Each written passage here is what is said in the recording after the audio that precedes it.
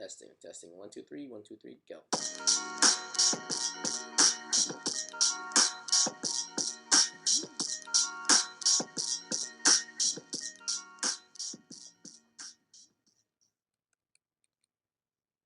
What up? It's Dre, and Jay. and this is the Smoking Table.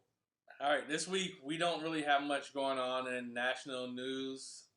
And unfortunately, again, the people over at Regulate Florida don't have any information up on their site.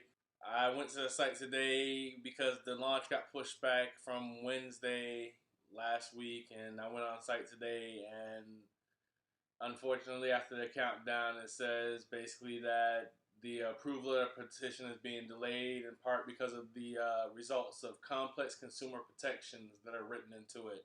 And as soon as they are granted notification of release, then they will post details. And they have a place where you can put your email in if you want details of whenever this goes through. But it's been pushed back twice now, so between nothing really much going on in national news and nothing going on here locally in Florida, me and Dre decided to go ahead and play head of state, and we're going to introduce our marijuana plan for Florida. So this is Governor Jay and Lieutenant Governor Dre, and this is our marijuana plan. And this is, by the way, a bipartisan effort, considering that I'm a Democrat and he's a Republican.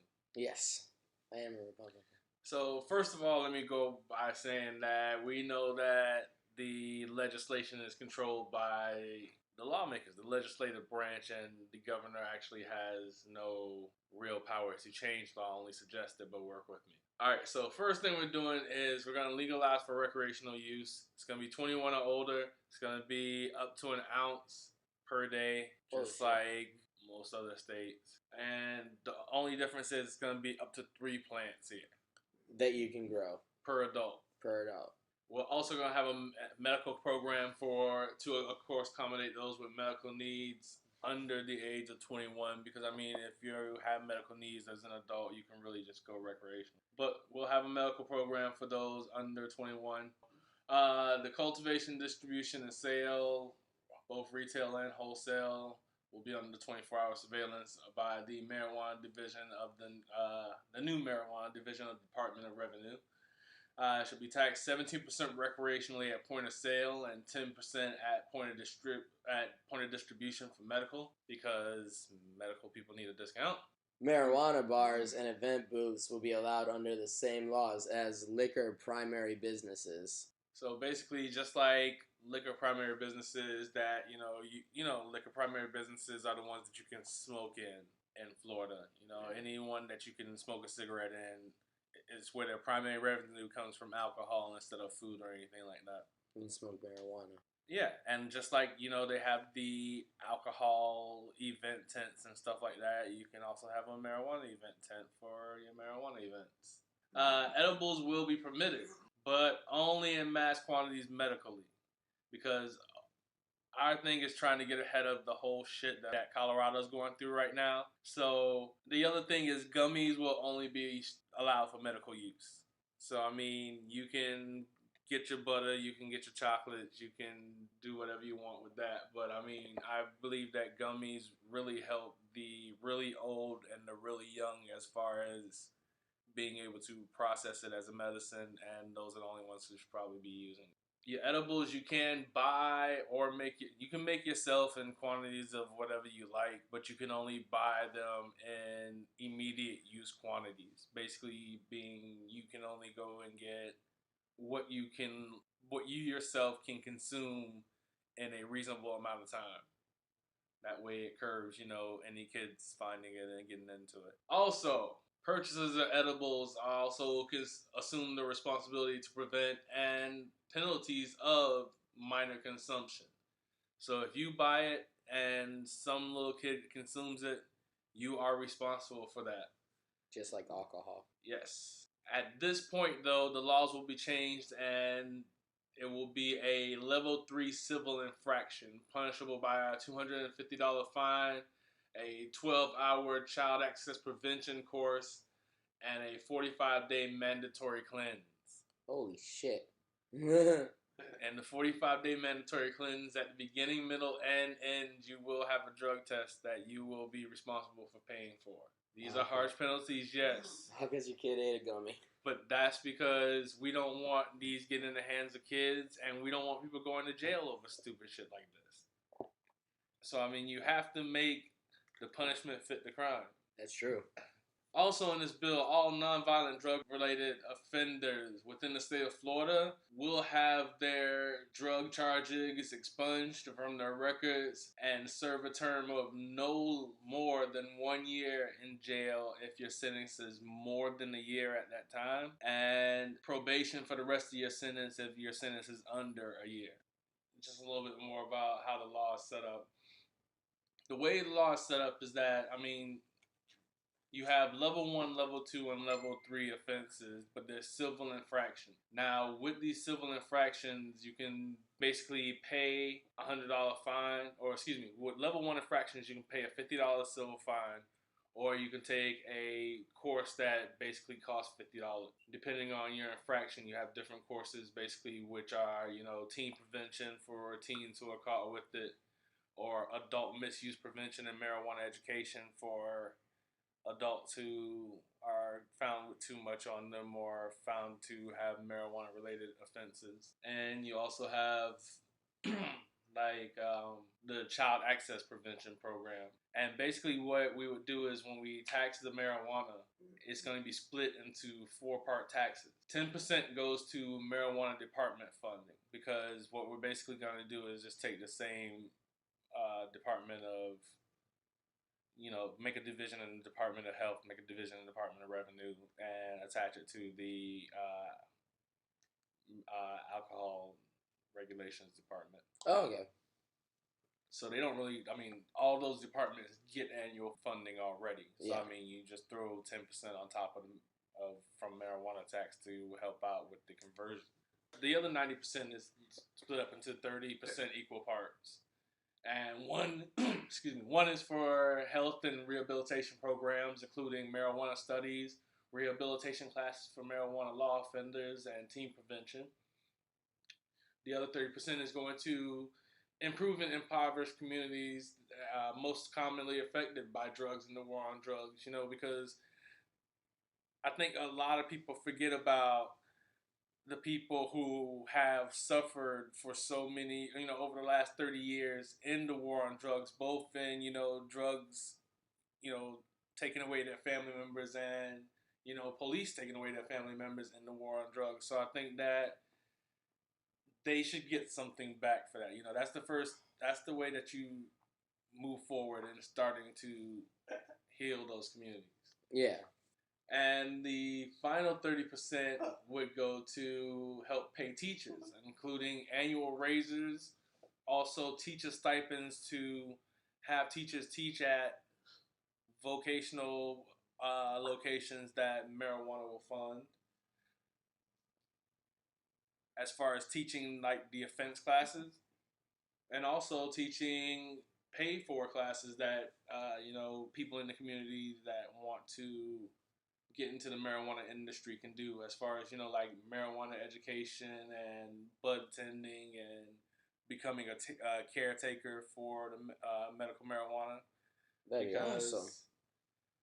Because like I said, the older people who don't want to be on the books as far as being marijuana users can go out and hire private caretakers to monitor their marijuana care. Yeah.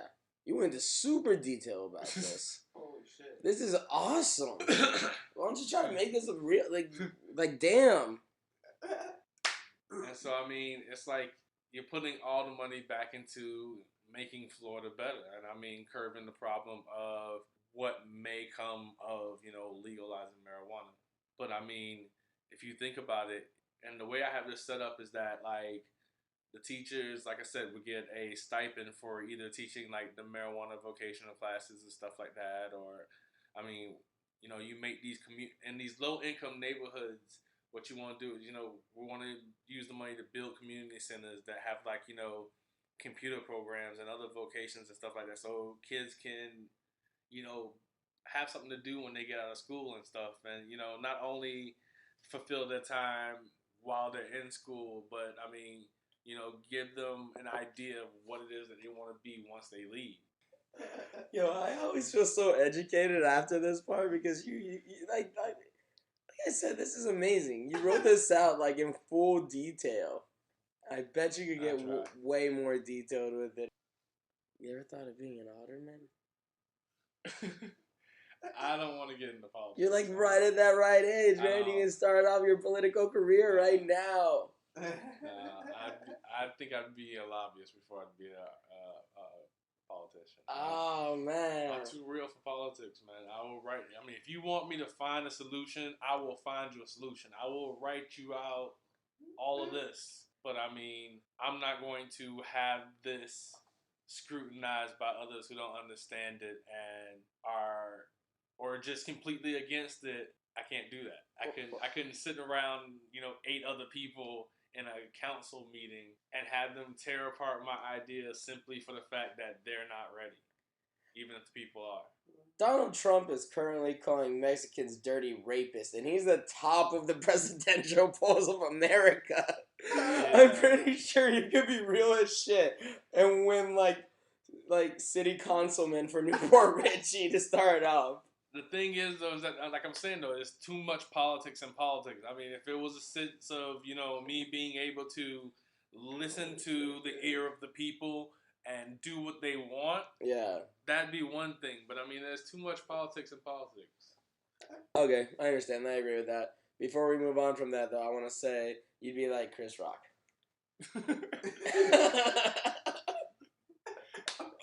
In Head of State, because that movie was amazing. I never seen it. Oh, you gotta watch it. Okay. Man of the Year was good too. Alright, moving on. Ladies and gentlemen, Idaho is having a problem on its highways.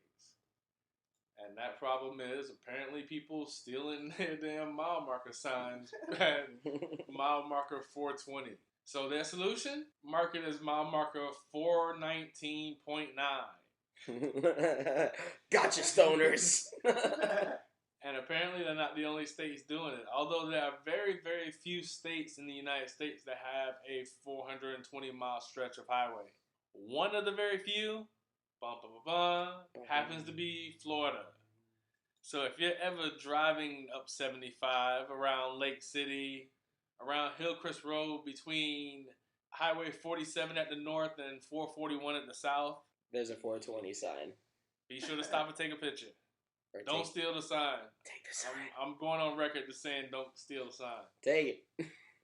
You put a shop right there. 420 mile marker. They have a That's store. Awesome, a 420 store.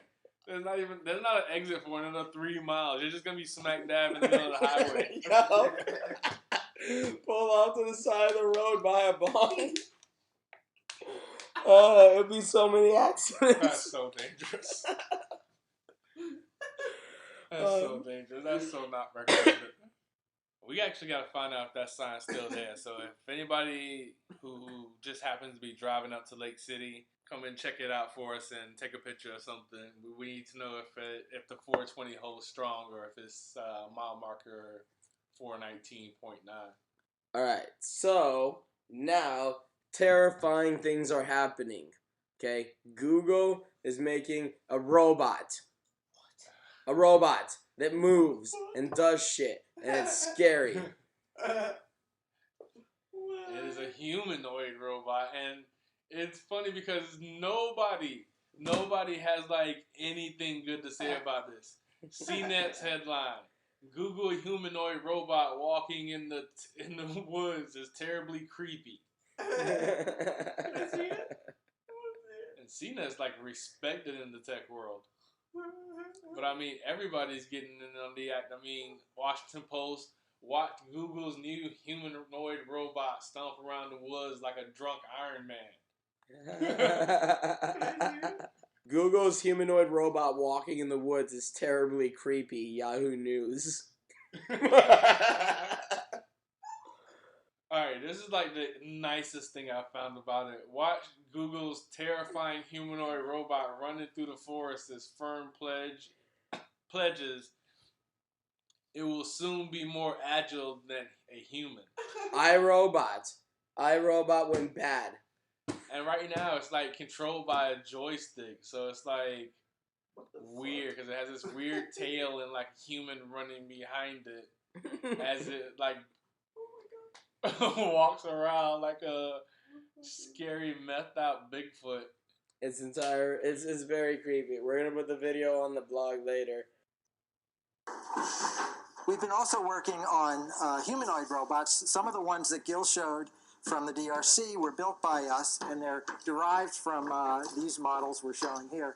But again, our focus is on balance and dynamics, and working a little bit the way people and animals do, where you move quickly in order to keep yourself stabilized if you're disturbed. So we use that rock bed as a means of stabilizing. And sometimes we just kick the robot or use a weight. We're interested in getting this robot out into the world. Out in the world is just a totally different challenge than in the lab. You can't predict what it's going to be like. This isn't completely out in the world because there's that power tether, but we're working on a version that doesn't have that. And, you know, all kinds of stuff happens out there, and we're making pretty good progress on making it so it has mobility that's sort of within shooting range of yours. I'm not saying it can do everything you can do, but you can imagine if we keep pushing, we'll get there. It's running around like Shinobi.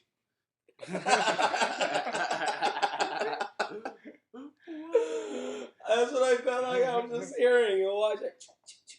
That's awesome. It's a ninja robot. No, don't tell them that. It's not yet a ninja robot. Not yet. Soon it will be, though. Software will change that. It starts out by slicing your fruit. And then it murders you. Or it becomes your lover. It can do anything. It can fall in love with you, and then it can like save you. I'm gonna spray him out with Flexi while he's sleeping. I don't trust robots. I'll give it a shot. Alright, so Google, you're terrifying. Why are you doing this?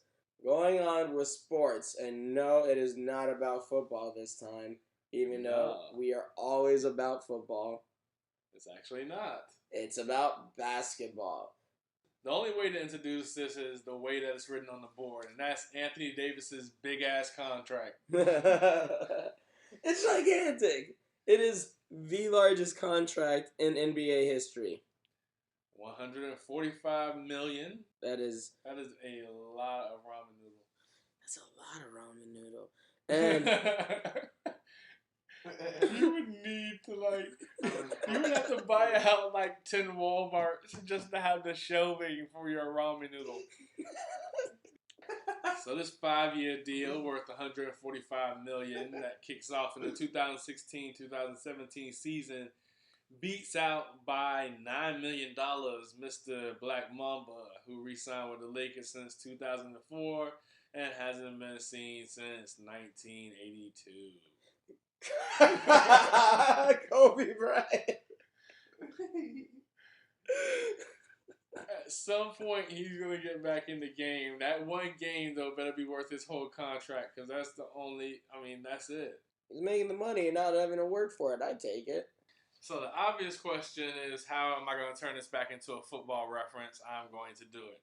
Basically, what I want to know is Mr. Anthony Davis worth this kind of money? Because, if you go back to the two, recent contracts that have been going on in, football, you have, Russell Wilson's new contract as a quarterback, and then you have, because we're talking about star players. We're talking about, star your team players. Yeah.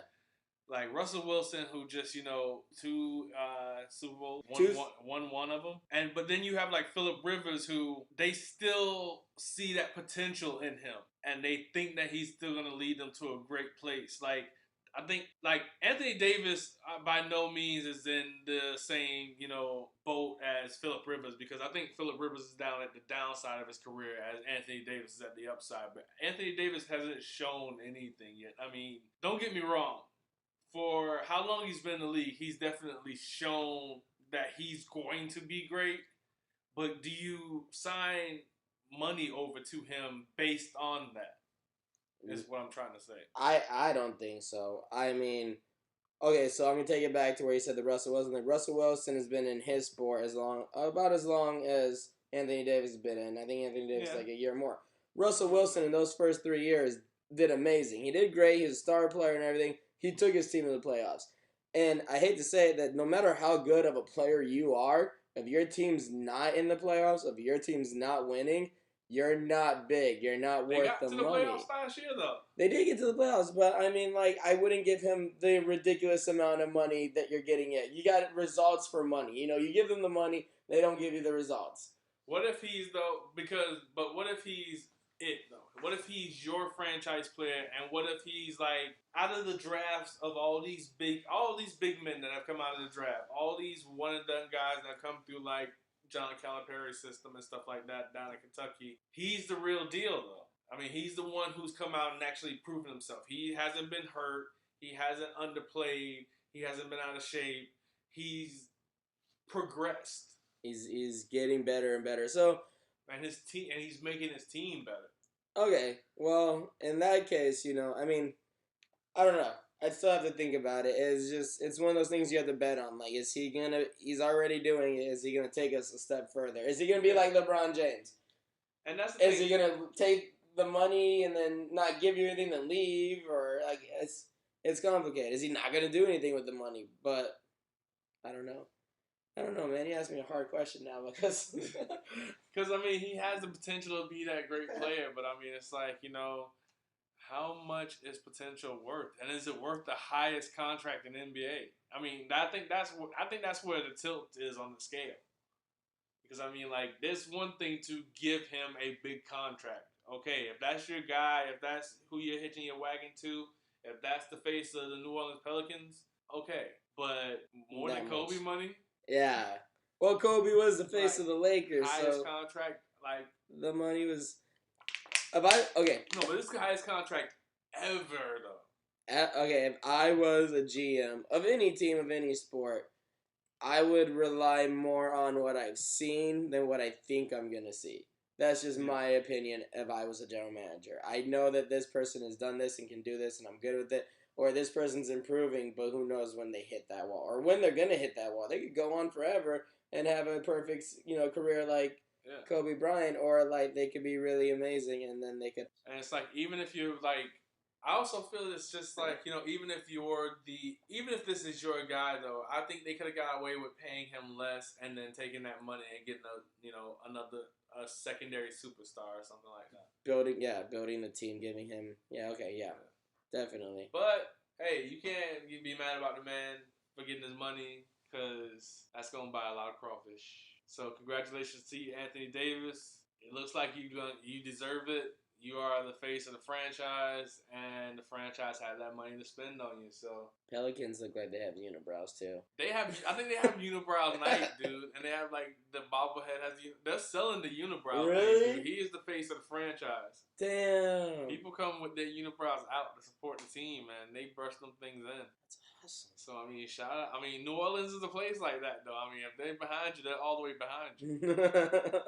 All right, so. Now we're going to go into entertainment, which I have a couple things for entertainment this week. First off, I'm going to start off with this past Sunday, J. Cole was in Tampa, and I went to the J. Cole concert. I took a bunch of Snapchats, took a bunch of videos and stuff I'm going to put up on the blog and Tumblr later. Lucky bastard. I know. I actually received several Snapchats from my friends while I was there of them being depressed that they couldn't be there, but... The thing is, it was really dope concert. I like J. Cole and the album 2014 Forest Hills Drive was incredible. But Big Sean brought it, yo. Big Sean was the shit.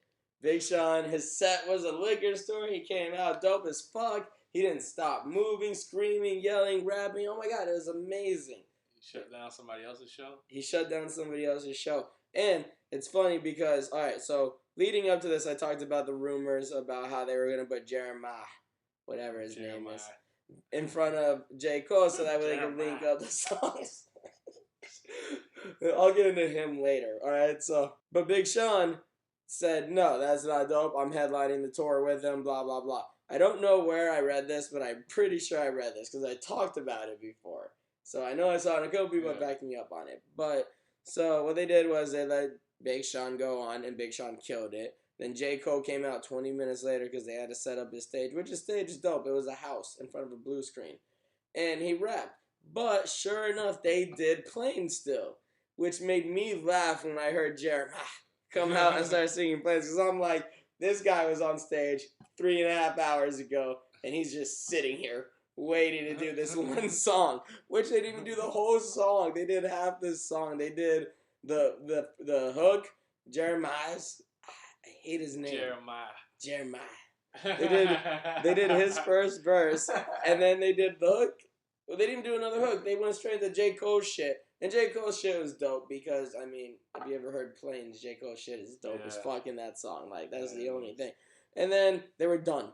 And Jeremiah is leaving, and he sings. Like, he's walking off a J. Cole set, and he sings. And, like, it was horrible singing. That guy is horrible. Yeah, I'm glad I missed that part because it was not good. Like, we showed up right before Big Sean went on. But it was raining. It was thundering. People were getting wet. Car got stuck in the mud. It was a fun night up until I left the concert. But, alright, so, also in entertainment, this is funny because, as some people know, Ashley Madison got hacked and, like, everything. People's accounts, employees, employers, government officials, everybody. And if you don't know what Ashley Madison is, it's a website where you can pretty much set up and have an affair. Like, it's ridiculous how popular it actually is because I feel like you could just have an affair with your neighbor or someone else. Like, why do you have to set it up and leave a trail somewhere? So, millions of people got hacked on this, and 32 million. 32 million people. It was insane. And this is government officials who are now fucked. People who had put political ties in presidential campaigns, and I was like, this is huge. Like, the more it gets read into, it's going to become a huge thing. Like, happening right before the election and all this other shit. Backers are going to pull up. Actors and politicians. I just thought about this while I was talking about this. It's going to have such a huge impact on things, man. It's going to be incredible. Everyone should be scared. But the reason this ties into entertainment is that out of all the celebrities that are slowly popping up, one that was in particular was Josh Duggar, the eldest son from 19 Kids and Counting. It's back at it again, apparently. Well, no, this is, I guess, could have been going on all at the same time, but I mean, I guess his innocence is taking another blow at this point, because he definitely made the list of Ashley Madison's little leak scandal. Yeah, out of the credit card information list that were leaked, he paid a total of $986.76 for 2 different accounts from February 2013 through May 2015. Holy crap. That's insane. That was his way of stop. Stop? Yeah. I mean, I meant that in each and every section of the word. It's like, let me stop this. That was his way of stopping what he should have been stopped from doing.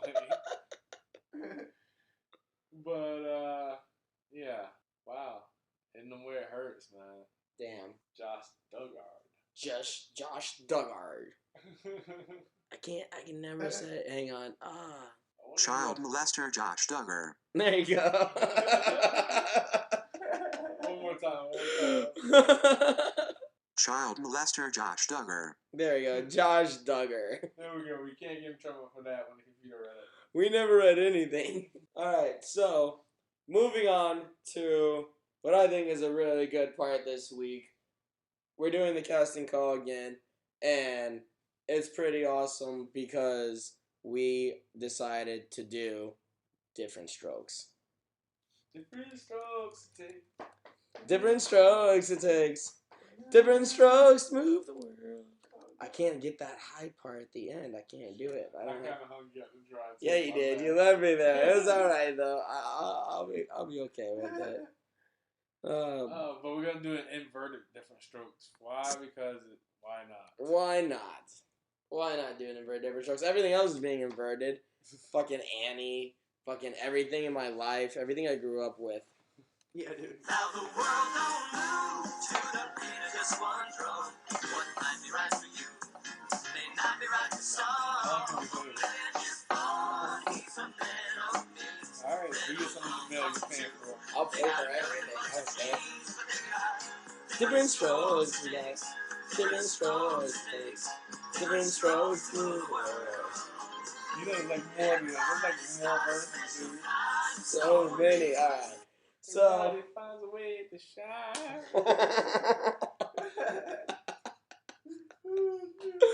It was worth it playing this song.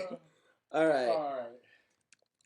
So, as Mr. Philip Drummond, who used to be played by Conrad Bain, if we're going to invert it, we might as well make it funny. So, we chose Kevin Hart.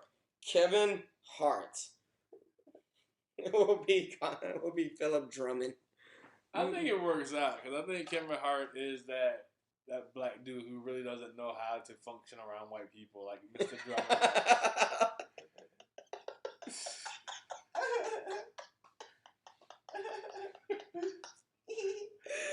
Like, I think if you dropped off two little white kids,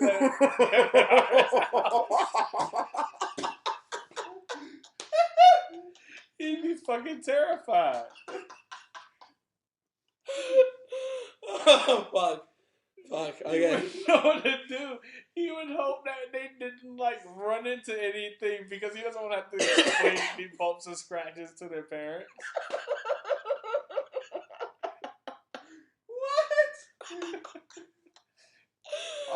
Oh, fuck. Alright, Fuck. moving on. Moving Alright, on. so Mr. Philip Drummond, played by Kevin Hart. Alright, so now we're going to go on to Willis, who was the older brother that was adopted by Mr. Drummond.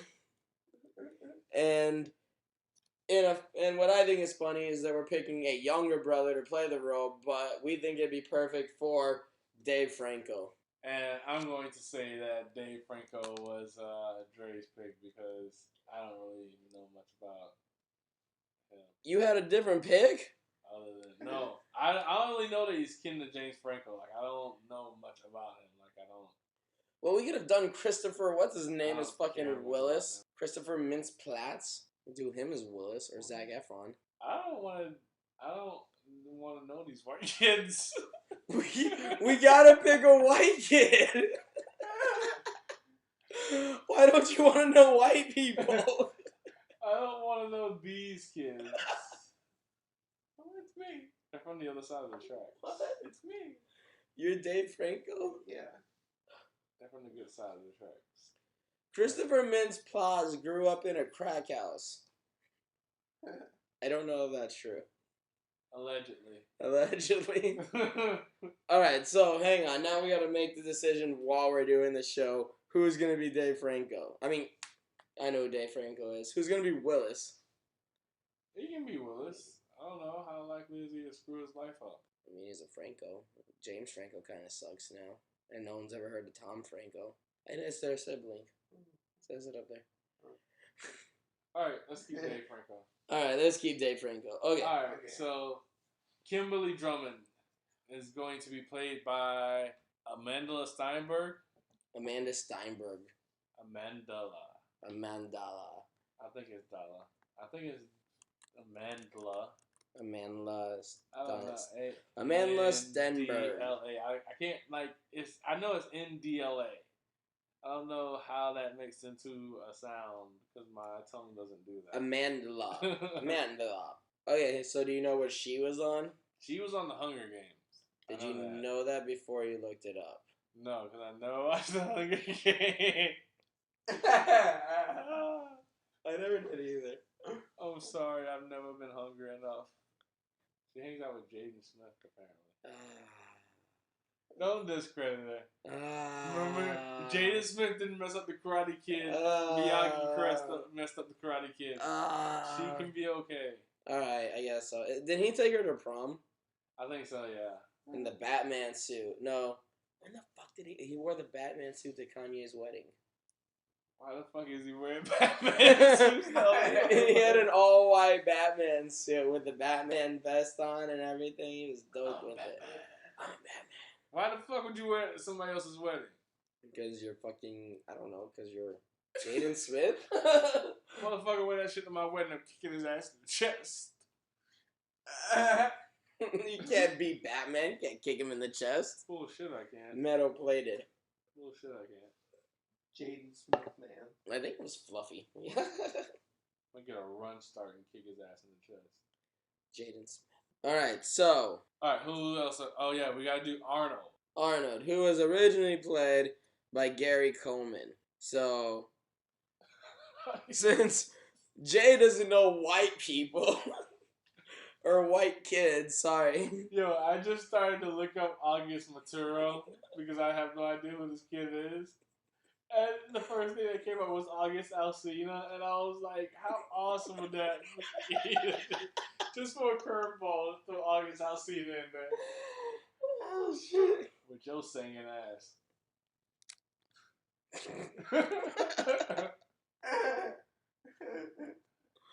But alright, what has this little kid been in? Alright, so this is August Maturo. Oh, Girl Meets World. Girl Meets World. He's the little brother in Girl Meets World. Okay, he looks like Ben Savage, which is cool because Ben Savage is cool. But if you haven't seen Girl Meets World yet, you should watch it. Oh my god, Topanga looks amazing now. She's so fucking hot. She went through that weird fat stage and then she got over it. I like the weird fat stage. I like the cushion.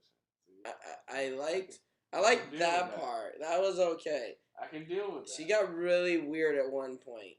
Let's see. Looking at a bunch of pictures. She has such great boobs. Her tits are amazing. She's hot because she's cute. As well, but The rag's amazing. But she wasn't. No, she did pretty much have the rack right then, Yeah, she's had it since she was like 18. That rag's not that long. Yeah. All right, so we've gone into just staring at her boobs. Yeah. So August Maturo, you can be Arnold. All right, so fucking white people, man. What? I'm not obligated to know white people. You not obligated, but as a human being, you should know white people. I do. Hey, Bradley Steven, that's who I was thinking about as what's his name? Willis. That kid's like 30 now, isn't he? Is Willis? He's like 30. He's not 30, man. He's 16. 16 going on 30. That kid could be Willis. He was in Good Luck Charlie as like the middle kid. Yeah, he's on Mighty Med.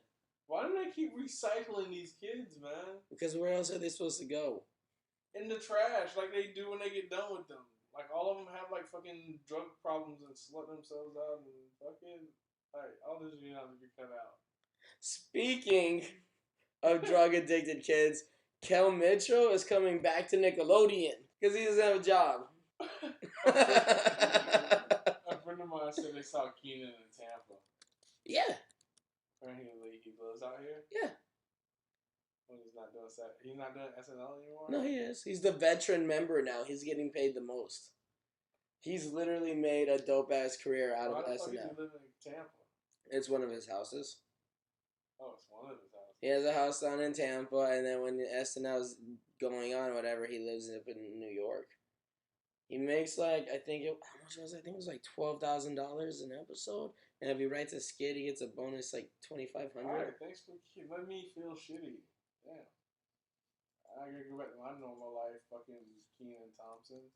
He worked hard for it, okay? Though. You gotta think. He's been, for the first 3 years, he wasn't even a featured member of SNL yet. The only thing I appreciate about Kenan Thompson is that he erased the stigma. Like, he didn't go whore himself and have some fucking drug problem and shit after he left Nickelodeon. No, he went on and did some stuff. Fat Albert was cool. And then the SNL thing. And then you heard about what happened like 2 years ago between him and Jay Farrell and all those others. They refused to do women characters. They were like, you need a black woman on SNL. We're done doing Oprah and we're done doing all this. So they got 2 black women on the show for them. Nice. Because Kenan Thompson said he was going to quit. And that's freaking awesome. Yeah. And after 12 years of being on the show, like steady on the show, he's like, it's awesome. That's all he's going to be remembered for is being SNL, Like, but that's a good thing. Hopefully, people. I mean, I'm guessing he wants people to forget about Good Burger. I love Good Burger. Oh, and have you seen his wife? Yeah. She is banging hot. She is. She's damn Yeah, crazy. that good burger money. Yeah, I bet he still makes money from Good Burger, man. He has $7 million. He's worth $7 million more than Kel. All right, so we've gone off trail now. All right, so I think we did different strokes. We're good. All right, so that's different strokes. Tell us if you agree or disagree. It's set in stone. Can't change it now. Feel free to check out our blog though, and the Tumblr, And the Tumblr, yes. and look at stuff. Look at both of them. They're things that we do. We have There's things. stuff on there. Stuff. All right, so this has been the Smoking Table. Peace out. Have a good night. Adios.